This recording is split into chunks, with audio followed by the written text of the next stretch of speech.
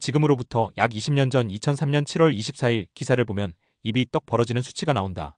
당시 한국형사정책연구원이 조사한 바로는 한국 사회의 집장촌 윤락 여성이 약 33만 명이라고 했다. 당시 쇼타임 시세는 약 5만 원 선이었고 그때 여성단체들이 세이클럽, 다방, 안마방 등 눈에 보이지 않는 음지의 종사자를 발로 뛰며 추산한 수치는 무려 250만 명에 달할 것이라는 주장이 나왔었다. 이게 무슨 소리냐 하면 20년 전 당시 20대와 30대 여성, 인구 4명 중 1명은 몸을 팔고 있었다는 이야기다. 친구 4명이 모이면 그중 1명은 업소에서 일하고 있었다는 소리다. 당시 우리나라 윤락산업의 지하 세계 연간 매출액이 농어업 분야와 맞먹는 24조 원에 달했다. 1차 산업 전체와 맞먹는 규모가 바로 이 대한민국 성매매 시장이었다는 것이다. 전문 매춘업소뿐만 아니라 이발소나 단란주점 같은 곳에서도 암암리에 이루어지던 그 거대한 티켓 시장이 24조 원이었다. 시간이 흘러 2025년이 되었다고 해서 세상이 달라졌을까? 천만의 말씀이다. 오히려 그 의식은 더욱 기괴하게 진화했다. 최근 뉴스 하나를 보면 기가 찬다.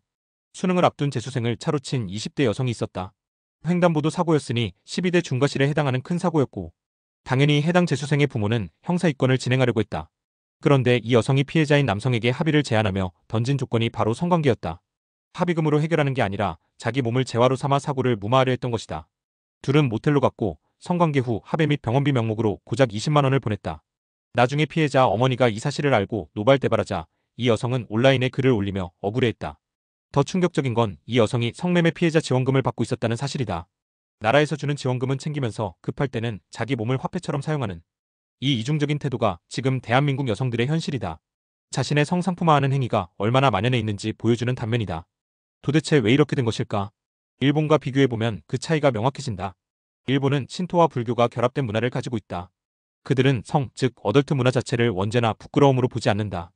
에도 시대부터 현재의 집장촌이라 할 수 있는 유곽은 합법적인 세금 대상이었고 우키요에 같은 예술과 결합해 도시 문화의 일부로 자리 잡았다. 성은 자연스러운 생명력이고 풍속이었다. 그래서 그 문화를 이어받은 현대 일본 쇼츠나 공중파 영상을 보면 대부분의 일본인은 묘하게 성에 대해 개방적이다.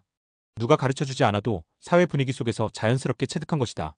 미디어나 콘텐츠에서 여성의 노출이 있어도 그들은 그걸 자연스러운 문화의 일부로 받아들인다. 여자고 남자고 그러한 성에 대한 인식을 공유하고 사회 전반이 자연스럽게 공유하고 있기에 국민적 성에 대한 의식은 개방성이 있는 상황이 된 것이다. 반면 한국은 어떠한가? 조선 500년의 유교적 가부장 전통에 20세기 기독교적 근기까지 더해졌다. 겉으로는 남녀는 내외해야 하고 성을 죄악시하고 숨겨야 할 부끄러움으로 가르친다. 성은 도덕의 문제이고 억압의 대상이다.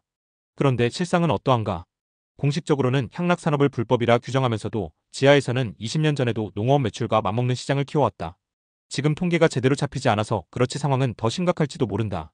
이미 20년 전 성매매 종사자는 20대와 30대 여성 인구 4명 중 1명으로 정점을 찍고 그 여자들이 어디 다른 곳에 간 게 아니다. 현재 그 김지영 세대 여자들이 나이를 먹어 한국 사회의 주류가 되었다. 여성 스스로 자발적인 성상품화를 진행했던 그 세대가 이제는 기성세대가 된 것이다.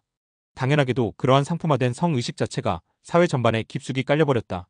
겉으로는 성범죄를 규탄하고 도덕을 외치지만 내면에는 내 몸이 곧 자산이고 무기라는 인식이 박혀있다. 팔 수 있는 건 팔아야지 라는 마인드이다. 폐쇄적인 척하면서도 성을 충분히 상품화할 수 있다고 사회 전반이 굳게 믿고 있다. 그래서 한국 여성들은 남성에게 그 어느 나라보다 의존적이다. 독립적인 주체로서 바로 서기보다는 언제나 상행혼을 꿈꾼다. 상행혼 지수 OECD 1위가 그것을 적나라하게 말해주고 있다. 사랑해서 결혼하는 것이 아니다. 내 몸값과 내 조건을 가장 비싸게 쳐주는 구매자를 찾아 결혼이라는 계약을 맺는 것이다. 돈만 보고 결혼하는 세태가 만연한 이유가 바로 여기에 있다. 사랑보다는 자신이 시장에서 얼마나 더 비싸게 잘 팔릴 수 있는지가 중요한 가치가 되어버렸다. 이것이 바로 우리가 마주한 불편하지만 부정할 수 없는 2025년 대한민국 여성들의 자화상이다.